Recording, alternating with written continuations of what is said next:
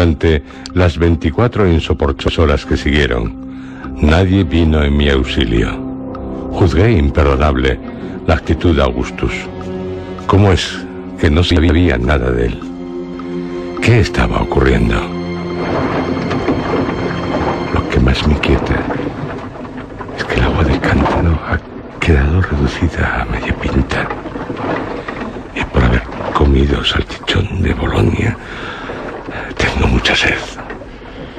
Me siento desasosegado y no logro concentrarme en la lectura. Tengo sueño, pero no quiero rendirme a él, no.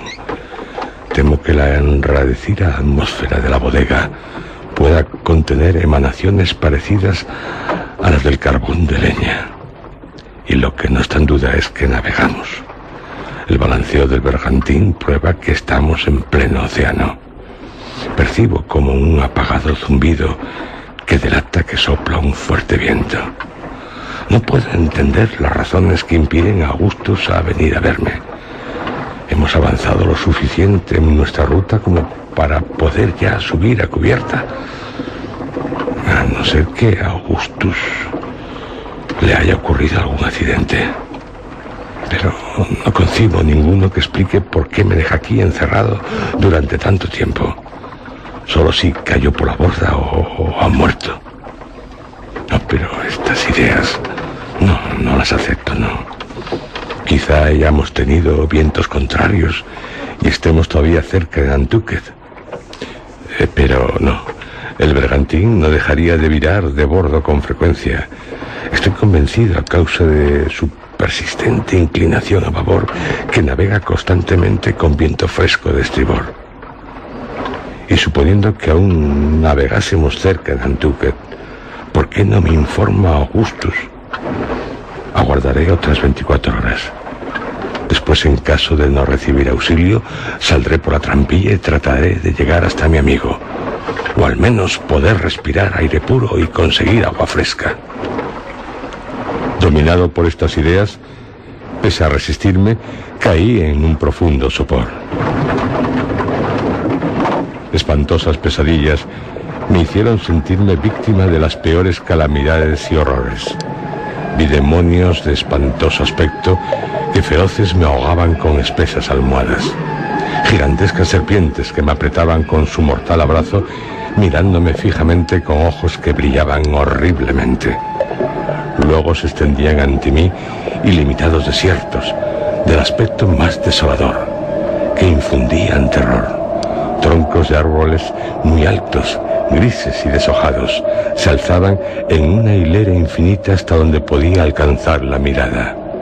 Sus raíces se sumergían en inmensas charcas, cuyas aguas, terriblemente negras, se extendían a lo lejos, siniestras y terribles en su inmovilidad, y los extraños árboles parecían dotados de una vitalidad humana. Agitando sus brazos esqueléticos, pedían misericordia a las silenciosas aguas con los más desesperados y lastimosos acentos. La escena cambió y me encontré solo y desnudo en las radiantes arenas del Sáhara. A mis pies yacía un feroz león de los trópicos. De repente, sus salvajes ojos se abrieron y me miraron. De un salto convulsivo se alzó sobre las patas, mostrándome las horribles hileras de sus dientes, y de sus fauces rojas se escapó un rugido parecido al trueno, y yo me desplomé. Sofocado en un paroxismo de terror, me encontré al fin medio despierto. Mi sueño entonces no era del todo un sueño, al menos estaba en posesión de mis sentidos. Noté que las patas de algún monstruo verdadero me oprimían el pecho. Sentí su aliento caliente en mi oreja y sus blancos y horribles colmillos brillaban junto a mi rostro. No podía mover ni un dedo, ni dar un grito, aunque ello supusiera mi salvación. La fiera, fuera lo que fuese, conservaba su posición, sin intentar ningún ataque, permaneciendo yo debajo de ella en un estado de impotencia que juzgaba mortal. Sentí que mis facultades físicas y mentales me abandonaban. Me moría, y me moría de terror. Mi cerebro flotaba, me invadía la náusea del vértigo, perdía la vista y las pupilas centellantes al lado de mi cara se volvían confusas. Haciendo un esfuerzo supremo y violento, me resigno a morir, Dios. A ti me encomiendo. La bestia se precipita sobre mí. Pero que me lave las manos y la cara. Y lo hace con cariño. Esta forma de lamerme, así lo hace mi fiel Terranova. ¡Tigre! ¡Oh! ¡Tigre! ¡Estás aquí! Y noté que un torrente de sangre se precipitaba hacia mis sienes en una sensación vertiginosa, aplastante, de liberación y de renacimiento. Me incorporé presuroso sobre el colchón, arrojándome al cuello de mi fiel y amigo tigre, aliviando la larga opresión de mi pecho, derramando abundantes lágrimas.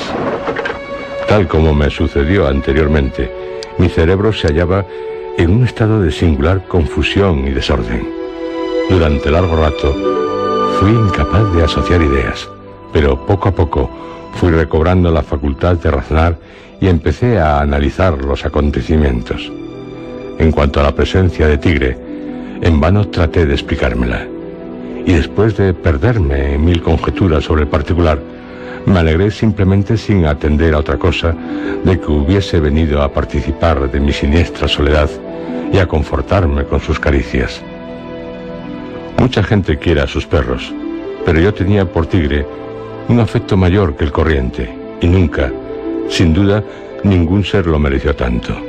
Durante 7 años había sido compañero inseparable y en muchas ocasiones había dado pruebas de todas las nobles cualidades que distinguen a su raza. Lo salvé siendo un cachorro de las garras de un malvado muchachete de Nantucket que le había atado una soga al cuello y lo arrastraba al mar para ahogarlo. Cuando creció, saldó su deuda, salvándome del garrote de un salteador callejero 3 años después. Cogí el reloj y advertí, tras acercarlo al oído, que se había vuelto a parar, algo que no me sorprendió, convencido como estaba por el estado de mis sentidos, de que había dormido como antes durante mucho tiempo, aunque me era imposible precisarlo con exactitud. Estaba consumido por la fiebre, y mi sed resultaba casi insoportable. Empecé a buscar a tientas por la caja hasta dar con mi pequeña provisión de agua. Estaba a oscuras, dado que la bujía se había consumido. Maldita sea.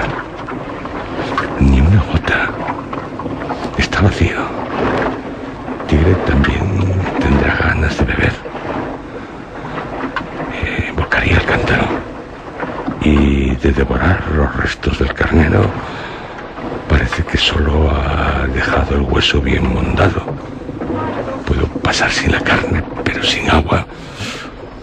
Me siento débil. No puedo ponerme de pie y tiemblo de fiebre. El bergantín se bandea mucho, con gran violencia. Temo que los barriles de aceite entibados sobre mi caja caigan sobre mí o bloqueen la salida. Y me mareo. Tengo que llegar hasta la trampilla, pedir socorro. ¿Y los fósforos? Aquí están, pero las bujías no están en su sitio. Bien, iré como sea hacia la trampilla. ¿Y tú, Tigre? Quieto, quieto.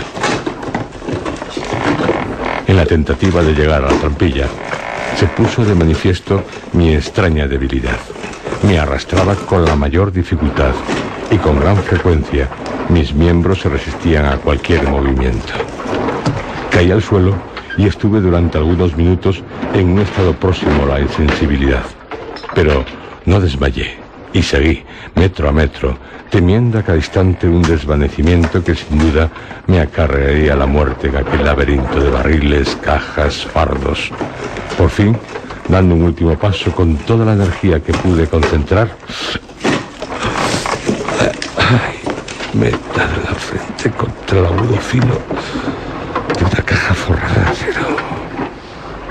salvavidas del barco lo ha arrojado en medio de mi camino. Me bloquea el paso.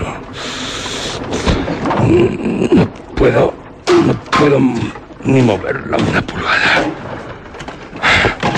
Solo tengo dos alternativas: soltar la cuerda de guía y buscar otro paso, o superar el obstáculo y proseguir mi camino del otro lado.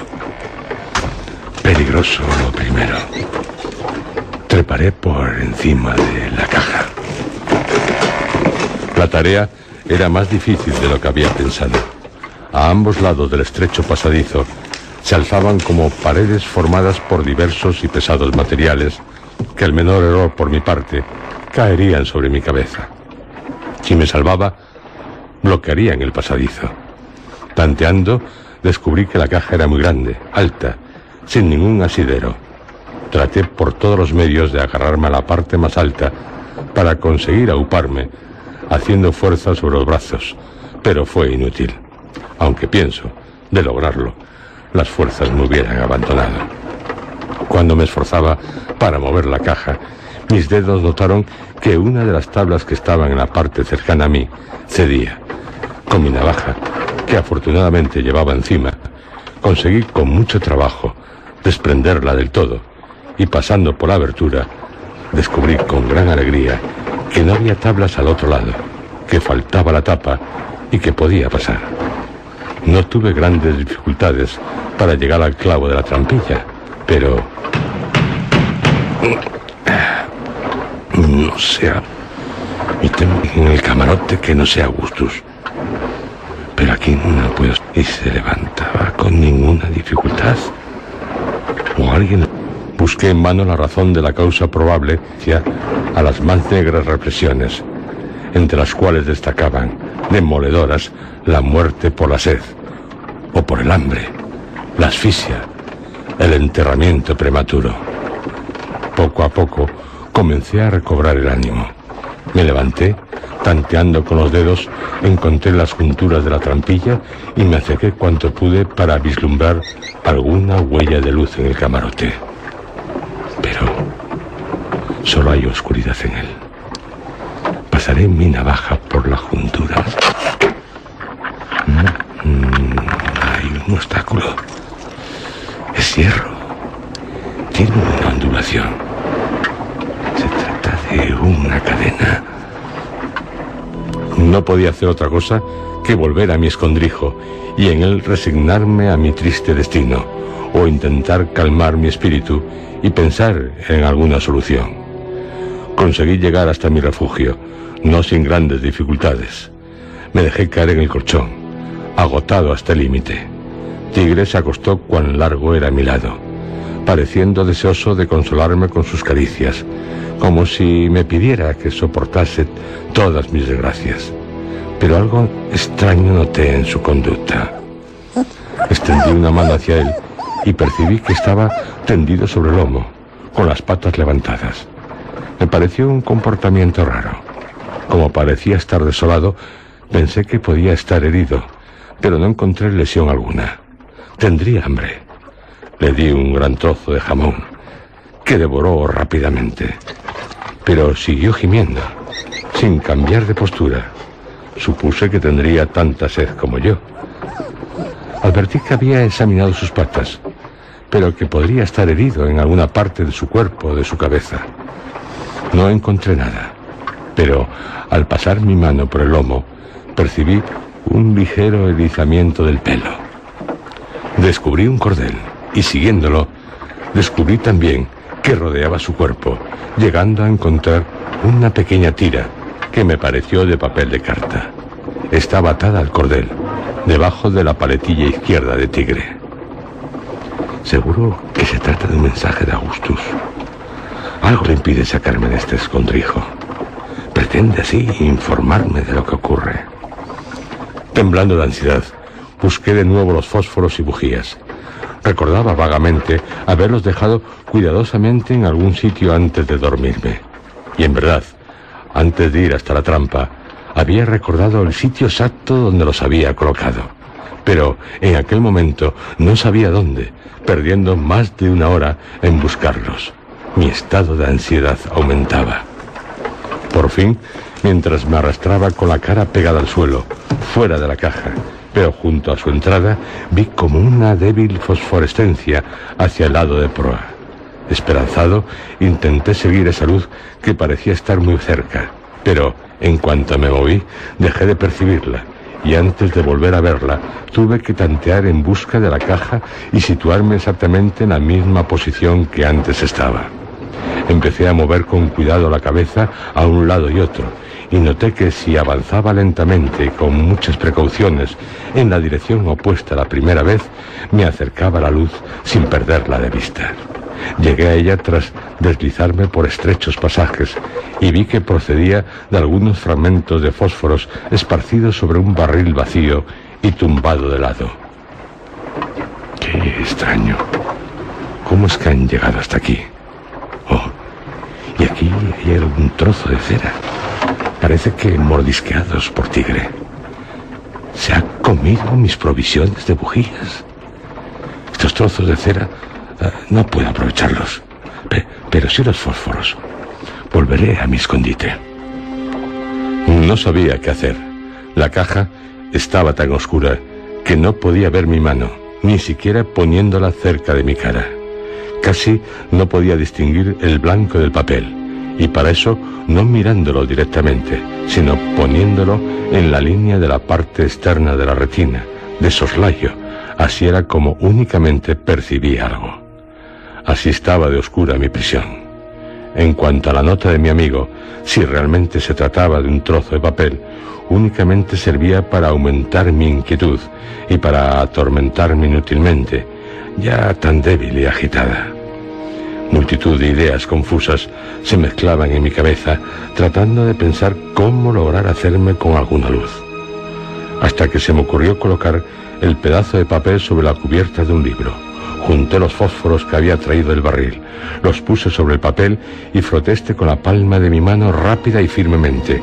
Una luz muy clara se difundió al instante sobre la superficie, y de tener algo escrito, lo hubiera leído. Pero no vi ni una sílaba, y la luz se disipó, apagándose con ella mi corazón. Mi inteligencia se encontraba en un estado que rayaba con la estupidez. Tuve ciertamente algunos momentos de perfecta lucidez y hasta de energía de vez en cuando, pero habían sido muy cortos. Desde hacía bastantes días respiraba la atmósfera pestilente de un estrecho escondrijo en un barco ballenero. Durante bastante tiempo solo había podido disponer de una cantidad insuficiente de agua. También privado de sueño en las últimas 14 o 15 horas. Me había alimentado, perdida la pierna de carnero, solamente con alimentos con gran contenido de sal, excepto las galletas, pero no podía tragarlas, dada su dureza. Mi garganta, seca, estaba algo inflamada, ardía de fiebre, me sentía muy enfermo. Por ello es fácil comprender que durante horas de desesperación no se me ocurriera que había olvidado examinar el papel por el otro lado. Se apoderó de mí una gran rabia cuando me di cuenta de ello. Podía haber reparado el error, pero había roto el papel. Tirando los pedazos no sabía dónde. La sagacidad de tigre me sirvió de mucho. Habiendo encontrado, después de una larga búsqueda, un trozo de papel, lo puse bajo el hocico del perro, esforzándome en darle a entender que debía traerme el resto. Ante mi asombro, pues no le había enseñado una habilidad así, pareció captar mi pensamiento. Tras explorar unos instantes, encontró otro trozo, más grande que el anterior. Le di unas palmaditas, reanudó su búsqueda. Tras unos minutos me trajo una ancha tira, completaba el papel perdido. No me fue difícil localizar los pocos fragmentos de fósforo que aún me quedaban. Su débil resplandor me guiaba hacia ellos. Sé prudente. Han de servirte de lección cuantas dificultades has pasado. Reflexiona. ¿Qué debo hacer? Puede que en la otra parte de la cara del papel esté el mensaje. Hay que colocar los 3 trozos ordenadamente y de forma adecuada. No podrás hacer una tercera tentativa. Bien. trozos sobre el libro. Si tuviera algún trozo, alguna raspadura, pero no. Hay una pequeña fosforescencia en un punto al frotarlo. Restos del primer intento. Froté el fósforo, surgiendo un fuerte brillo.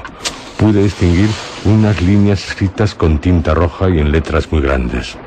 La fosforescencia solo duró unos segundos.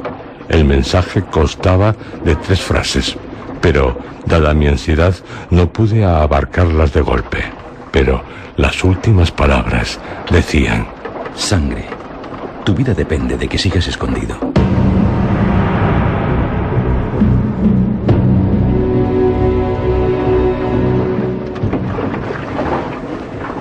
Aun cuando hubiera podido descifrar el contenido entero del papel y comprender el sentido completo de la advertencia que mi amigo había querido darme, y aun cuando el aviso me hubiese revelado la historia de un desastre espantoso, terrible, seguro estoy que mi espíritu no habría causado una 10ª parte del indecible horror que me produjo el papel recibido de un modo tan singular. La palabra sangre, la más atroz de todas las palabras, siempre misteriosa y llena de angustia y de terror, llenó mi alma de terribles presentimientos, aunque desconociera las que la acompañaban. Me parecía estremecedora. Me heló la sangre, el alma. Sus sílabas, lúgubres, resonaban en las tinieblas de mi escondrijo. Augustus tiene, no me cabe duda alguna, razones para desear que permanezca escondido. ¿Por qué? ¿Por qué? Me es imposible pensar en algo que solucione el misterio. Y yo que pensaba hacerme oír por la tripulación tras mi intento fallido de salir de la bodega. Pero ahora, tras leer el mensaje de Augustus, es horrible. En el paroxismo de la desesperación, me arrojé sobre el colchón, donde debí permanecer durante todo un día y una noche, atontado, solo lúcido en algunos instantes. Acabé incorporándome y una vez más me puse a reflexionar en los horrores que me rodeaban. Me sería posible vivir otras 24 horas sin agua, pero no más. Durante los primeros días de mi encierro había saboreado los vinos generosos que Augustus me dejó, pero servían solo para excitar la fiebre, sin calmar la sed. No me quedaban más que unos tragos de un licor fuerte de melocotón que me revolvía el estómago. Me había comido todo el salchichón. El jamón había llegado al hueso y las galletas habían sido devoradas por Tigre, salvo algún pequeño trozo.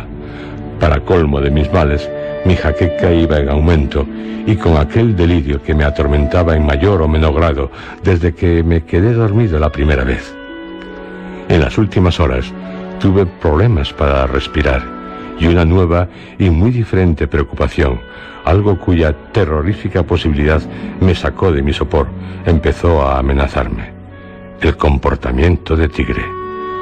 Había observado ya cierta alteración en él mientras frotaba el fósforo por primera vez sobre el papel.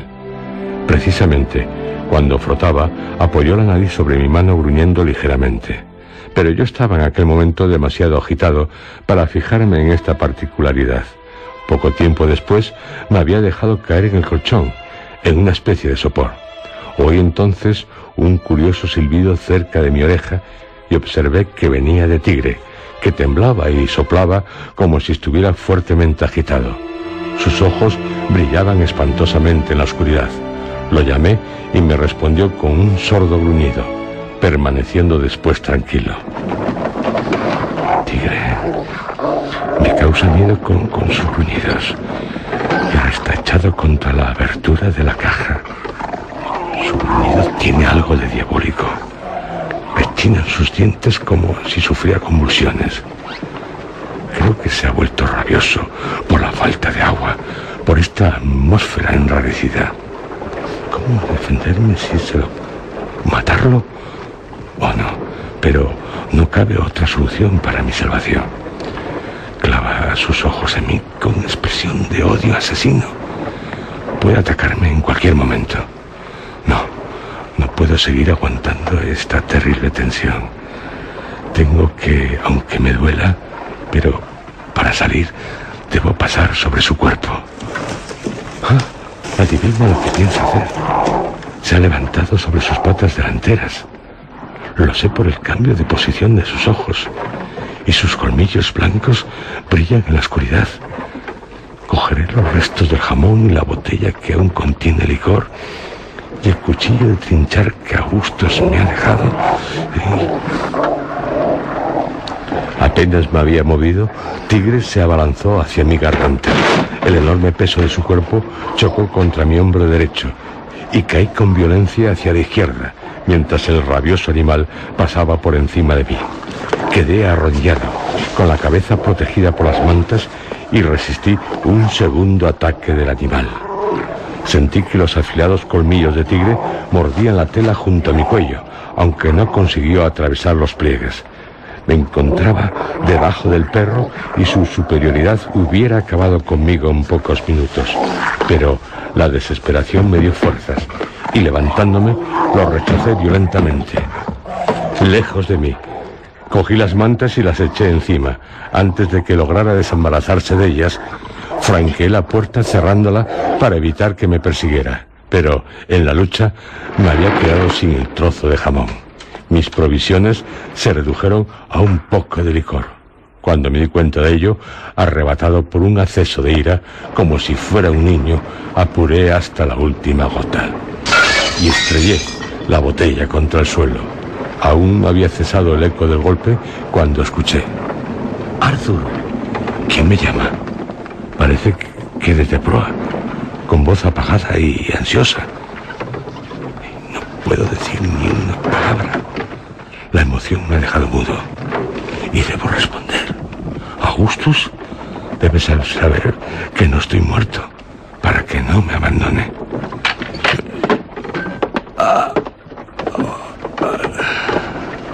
Alguien se mueve por la estiba. Mi amigo se va. ¿Cómo es que me deja morir en el más horrible y sórdido de los calabozos? Una sílaba, una palabra. ¡Qué angustia de muerte! En la cabeza me desplomo. El cuchillo ha chocado con un vivo sonido contra el suelo al escaparse del cinturón. Lo habrá escuchado Augustus, porque es él quien... Arthur. ¡Augustus! Calla, por Dios. No grites. En un instante estaré contigo. Pero calla. Se abre camino hacia mí. Cada segundo me parece un siglo. Su mano a mi hombro. Estoy aquí, Arthur. Pero bebe. Estoy contigo, amigo mío. Solo los que han sido de repente arrancados de las fauces de la muerte, o los que han conocido los insoportables tormentos de la sed en circunstancias tan graves como las que me rodeaban en mi escondrijo, pueden hacerse una idea de la inefable sensación que me proporcionó aquel largo trago de la más exquisita de las bebidas. Toma, te traigo unas patatas cocidas. Augustus. Come, Arthur. Mira, y tengo una linterna sorda. ¿Luz? La luz. ¡Qué goce me produce! Como el comer y el beber. Por fin a tu lado. Pero, ¿qué ha ocurrido? Te lo contaré. Pero calma, Arthur. Mucha calma. El bergantín se hizo a la mar 1 hora después de que te dejara el reloj. El 20 de junio. Cuando yo llevaba ya 3 días y 3 noches en esta bodega. Durante ese tiempo hubo un gran trajín a bordo, especialmente en el puente y en los camarotes. No me fue posible venir a verte. Temía que descubrieran la trampilla.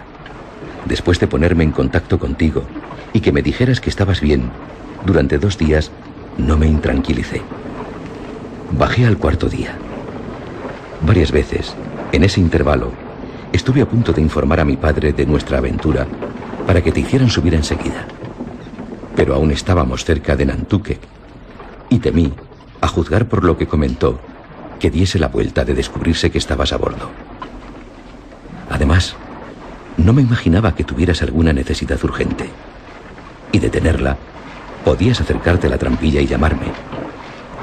Llegué a la conclusión de que podía esperar hasta encontrar la ocasión de bajar sin que me vieran. Fue al cuarto día, el séptimo desde tu entrada aquí. Bajé sin agua ni provisiones con la intención de llevarte al camarote. Pero dormías. Roncabas poderosamente. Sería cuando estaba sumido en un profundo letargo. Debió durar 3 días y 3 noches. Seguramente a causa de los efectos soporíferos del olor del aceite rancio de pescado. No me explico cómo logré despertar. Podía seguir adormecido o haber muerto sin despertar, no sé. Te llamé en voz alta, sin cerrar la trampilla, pero no me respondiste. No estoy. Cerré entonces la trampilla y te llamé en voz alta. Creo que llegué a gritarte, pero no despertaste. Fue grande mi perplejidad. Había tardado en llegar hasta aquí, y mi padre podía notar mi ausencia, ya que necesitaba de mí en todo momento para poner orden y copiar documentos relacionados con la finalidad del viaje. Decidí, tras pensarlo, volver a subir y esperar otra ocasión para visitarte. Parecías soñar tranquilamente. Subía ya hacia la trampilla, cuando unos ruidos insólitos en el camarote, supuse, reclamaron mi atención. Trepé con toda la rapidez posible y, cerrando la trampilla, corrí a la puerta. No había puesto un pie en el umbral cuando un tiro de pistola estalló casi en mi cara, derribándome al tiempo un golpe de pica. ¿Qué fuiste? ¿Dices? Una mano vigorosa me mantuvo inmovilizado contra el suelo del camarote, atenazándome la garganta. Pero aún así, pude darme cuenta de lo que estaba sucediendo. ¿Y qué es lo que estaba...? Mi padre yacía atado de pies y manos sobre los peldaños de la escala del puente, cabeza abajo, manando la sangre abundantemente de una profunda herida en su frente. ¡Santo cielo! Parecía agonizar. No decía ni una palabra. Pero eso es horrible, Augustus. Sobre él se inclinaba el piloto, contemplándolo con una diabólica expresión de burla, mientras saqueaba sus bolsillos uno por uno, robándole la cartera y el cronómetro. ¡Qué barbaridad! 7 hombres de la tripulación, entre ellos un negro, el cocinero, registraban los camarotes a babor en busca de armas. Pronto estuvieron todos provistos de fusiles y de pólvora. Aparte de mí y de mi padre, había 9 hombres en la cámara, los más rufianes de la tripulación. Los bandidos subieron al puente, llevándome con ellos, tras haberme atado las manos a la espalda. Fueron derechos al castillo de proa, que estaba cerrado. 2 de los amotinados seguían allí con hachas y otros 2 junto a la escotilla mayor. El piloto gritó a los que se escondían que subieran. Pasaron unos instantes y empezó a salir el primero, un inglés que hacía su primer viaje como marinero. Subió a cubierta llorando y suplicando al piloto que le perdonara la vida. Pero la única respuesta del malvado fue destrozarle la cabeza con un hachazo que le dio en plena frente. ¡Qué horror, Dios mío! El desdichado cayó muerto sin proferir ni un gemido, y el cocinero lo tomó en brazos como si fuera un niño y lo arrojó al mar. Oh, Augustus. Al oír el golpe No concibo. y la caída al mar, los hombres que estaban abajo rehusaron subir a cubierta. Inútiles resultaron las promesas y amenazas, y alguien propuso entonces asfixiarlos allí dentro con humo. Esto produjo un arranque general de valor, y hasta se pudo creer que el bergantín iba a ser reconquistado. Los amotinados consiguieron cerrar sólidamente el castillo de proa, y 6 de sus adversarios fueron los únicos que lograron llegar hasta la cubierta. Como estos 6 constituían una fuerza desigual, y estaban además completamente privados de armas, se sometieron después de una corta lucha. El segundo les hizo bellas promesas, sin duda para obtener la sumisión de los de abajo, que oían perfectamente cuanto se hablaba en cubierta. Lo que siguió fue el resultado de su sagacidad y de su diabólica villanía. Todos los hombres encerrados en el castillo de proa manifestaron su intención de rendirse, y subiendo de uno en uno, se dejaron atar y tender de espaldas en el puente, al igual que los 6 primeros. Eran en total 27 hombres los que no secundaron el motín. Oh, Arthur. ¿Qué, Augustus?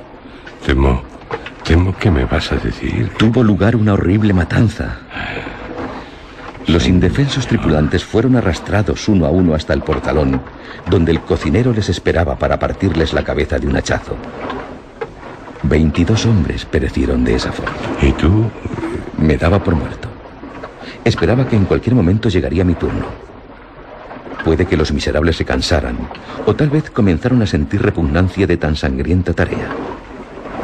4 prisioneros y yo fuimos dejados de lado. El piloto envió a buscar ron y todos los asesinos se dedicaron a emborracharse hasta la puesta del sol. Fue cuando comenzaron a discutir sobre el destino de los prisioneros, que aún estábamos vivos, tendidos a 4 pasos de ellos, pudiendo oír cuanto decían. El ron pareció mitigar un poco la crueldad de los rufianes, pues algunas voces se alzaron proponiendo nuestra liberación, con la condición de que nos sumáramos al botín, compartiendo así sus beneficios. Pero el cocinero, un demonio que ejercía mucha influencia, se negaba a ello. Se levantó para continuar su horrible oficio de verdugo. Afortunadamente estaba muy borracho. Los menos sanguinarios, entre los que estaba el arponero Dirk Peters, lo redujeron con facilidad. Dirk Peters. Sí, es hijo de una india de la tribu de los Upsarocas que habitan en las estribaciones de las Montañas Negras, cerca del nacimiento del Missouri. Su padre es un negociante en pieles, según creo. O al menos tiene relaciones con los establecimientos comerciales de los indios en el río Lewis. Es un hombre de aspecto feroz, de baja estatura, pero sus brazos y piernas son dignas de Hércules. Manos extraordinariamente grandes, anchas, no parecen humanas. Tiene los brazos y las piernas arqueados de un modo extraño. No parecen dotados de ninguna flexibilidad. Su cabeza, deforme, de un tamaño inmenso, calvo. Lleva una peluca, hecha con lo primero que encuentra a mano que se parezca al pelo. Ahora lleva una piel de oso gris que le hace tener una expresión de ferocidad aún mayor. La boca le llega casi de oreja a oreja. Sus labios son delgados, también diríase que faltos de flexibilidad. Su aire es estático. Los dientes, tan largos, que los labios no alcanzan a cubrirlos por completo. Si alguien lo mira casualmente, pensará que tiene el rictus contraído por la risa. Pero observándolo fijamente, es de expresión satánica.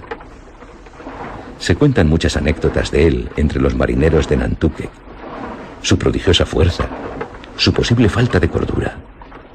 Pero a bordo de este barco, no parece que se le tome muy en serio. Pese a su aparente ferocidad, fue el verdadero artífice de mi salvación. ¿Tu salvación? Es que ahora estás en... Aún no he acabado, Arthur. Después de muchas indecisiones y de 2 o 3 violentas discusiones, Sí. se decidió que los prisioneros serían abandonados en uno de los botes más pequeños. Oh, qué horror. Salvo yo, porque Peters insistió en conservarme como sirviente suyo. El primer piloto bajó a la cámara para ver si mi padre vivía aún. Aparecería en cubierta mortalmente pálido, aunque repuesto de su herida. Habló a los hombres con voz débil. Les suplicó que no le dejasen a la deriva, que se reintegrasen a sus puestos, prometiéndoles desembarcarlos donde ellos quisieran y a no tomar ninguna medida posterior contra ellos. Hubiese hecho mejor en dirigirse al viento. 2 de los amotinados lo cogieron por los brazos y lo tiraron por la borda, cayendo en el bote que habían arriado. ¡Qué canallas! Los otros 4 tripulantes siguieron a mi padre sin rechistar. ¿Y tú? Supliqué que me concedieran el consuelo de despedirme de mi padre, pero ni caso me hicieron. Mientras, entregaron a los del bote un puñado de galletas y un barril de agua. Ni mástil, ni palo, ni vela, ni remos, ni brújula. Remolcaron la embarcación durante algún tiempo, abandonándolos después a su suerte. Abandonados a su suerte. Llegó la noche. No lucía ni la luna ni ninguna estrella. El mar estaba picado y embravecido, aunque no soplase apenas viento. El bote se perdió enseguida de vista. Poca esperanza se podía tener respecto a los que iban en él. ¿Y dónde tuvo lugar eso? A los 35 grados 30 minutos de latitud norte y a los 61 grados 20 minutos de latitud oeste. No muy lejos de las Islas Bermudas. Ya. Me consuelo pensando que hayan alcanzado tierra o encontrado algún barco costero, pero... ¿Y qué hicieron los amotinados? Izaron todas las velas y proseguimos ruta hacia el sudoeste. Les oí decir que querían navegar como piratas, interceptar el paso de un navío que debía seguir la ruta de las islas de Cabo Verde a Puerto Rico. A mí ya nadie me prestó atención. Me desataron y pude ir y venir a mi antojo, incluso por los camarotes. Dirk Peters me trata con amabilidad y hasta en una ocasión me salvó de la cólera del cocinero. Pero mi situación sigue siendo peligrosa, pues esos tipos están siempre borrachos. Mi vida depende de su buen humor o de su indiferencia. No creo que esta situación dure mucho tiempo, la verdad. Y tú, Arthur, hasta ahora, el mayor sufrimiento que tenía lo constituía pensar en ti. Nunca dudé de la sinceridad de tu amistad, Augustus, ¿no? En varias ocasiones he estado a punto de decir a los amotinados que estás a bordo. Pero me lo ha impedido el recuerdo de las atrocidades que han cometido. También la esperanza de acudir en tu socorro en cualquier momento. Para conseguirlo, estuve siempre alerta. Pero no pude impedir que pasaran 3 días desde que el bote fue abandonado en alta mar. Por fin, la noche del tercer día sopló un fuerte viento del este y todos los brazos estuvieron ocupados en arriar las velas. Durante la confusión que siguió, pude bajar sin que me vieran y entré en el camarote. Vi aterrado que lo habían convertido en almacén de aparejos y que un enorme rollo de cadena de ancla había sido trasladado desde la escala del puente, siendo colocado exactamente sobre la trampilla. No podía moverlo sin ser descubierto. Cuando subí, el segundo me aferró por el cuello y me preguntó qué había hecho abajo. Me salvó Dirk Peters de la muerte. Pero me esposaron y, atado de pies y manos, me llevaron a proa, tirándome sobre una litera que hay junto a los mamparos del castillo, asegurándome que no volvería a pisar la cubierta mientras el bergantín siguiera siendo un bergantín. Palabras del cocinero, que fue quien me encerró en el camarote. No entendía sus palabras. En cuanto se fue, caí en la desesperación, seguro de que nunca saldría con vida de aquel lugar. Decidí entonces comunicar tu situación al primero que bajase, pensando que valía más exponerte al riesgo de vértelas con los sublevados que dejarte morir de hambre y sed, pues ya hacía 10 días que estabas encerrado en la bodega. Sabía que el agua que te había dejado era para 4 días. Pensé que podría comunicar contigo por la bodega principal. Fue una idea que me llegó repentinamente. En otras circunstancias, la dificultad y los peligros de la empresa me habrían impedido intentarla. Pero con pocas esperanzas de vivir. Las esposas eran la primera cuestión a resolver. Al principio me pareció imposible conseguirlo y me desesperaba que todo el plan quedara desbaratado desde el principio. Pero cuando examiné las esposas con detalle, me di cuenta de que soltar mis manos no era algo imposible, ni siquiera muy difícil. Basta con forzar las manos, ya que las esposas no están hechas para un hombre joven como yo, a quien los huesos ceden con facilidad a la presión. Desaté luego los pies, dejando la cuerda de manera que pudiera ponérmela sin dificultad en caso de que bajase alguien. Estudié el mamparo que rozaba con la litera. Está construido con madera de pino muy blanda, de 1 pulgada, por lo que no es difícil abrirse camino a través de él. Fue cuando oí una voz en la escala del castillo, teniendo el tiempo justo para meter la mano derecha en las esposas, la izquierda no la había sacado, y de apretar la cuerda en un nudo corredizo alrededor del tobillo. Bajó Dirk Peters, seguido de Tigre, que saltó a la litera y se tumbó. Tigre. Ya sé el cariño que le tienes. Sí. Fui a buscarlo a tu casa después de dejarte en la bodega, pero se me olvidó decírtelo cuando te traje el reloj. Oh, lo olvido. Desde que tuvo lugar el motín, no había vuelto a ver al perro y lo di por perdido. Pensé que algún forajido lo había tirado por la borda. Oh, por Dios. Luego supe que Tigre se había escondido en un agujero debajo de una de las balleneras y que no había podido salir por quedar encajado. Fue Peters quien lo sacó del agujero. Y con la extraña bondad que algunas veces muestra, me lo llevó para que me hiciera compañía. Me dejó un poco de cecina, patatas y un jarro de agua, prometiéndome que volvería al día siguiente con más comida. ¿Y tú? En cuanto se fue, solté mis manos y desaté los pies. Ya. Arrollando la cabecera del colchón sobre el que estaba acostado, saqué la navaja, pues los bribones no me registraron, y comencé a cortar una de las tablas del tabique, lo más cerca de la base de la litera, para que no se viera lo que hacía en caso de aparecer alguien. Afortunadamente, nadie me fue a ver durante el día. Por la noche ya había cortado la tabla. También, afortunadamente, ninguno de los hombres utiliza el castillo de proa para dormir. Viven en la cámara desde la rebelión, bebiendo los vinos y comiendo las provisiones, sin prestar más atención que la indispensable a la navegación del bergantín. Circunstancias favorecedoras para ti y para mí. De otra manera, dudo que pudiera estar aquí ahora. Al amanecer, completé el segundo corte de la tabla. Abrí un agujero lo suficientemente grande para permitirme pasar al sollado. En él no tuve dificultades para seguir hasta la escotilla principal, aunque fue menester que me abriera camino entre los barriles de aceite que se amontonan estivados casi hasta el puente superior, apenas dejando paso para un cuerpo delgado. Cuando llegué a la escotilla, vi que Tigre me seguía por entre los barriles. Era demasiado tarde para intentar llegar hasta ti antes que amaneciese. Decidí volver y esperar a la noche siguiente. Con esa intención, aflojé la tapa de escotilla para ganar el mayor tiempo posible en la próxima tentativa.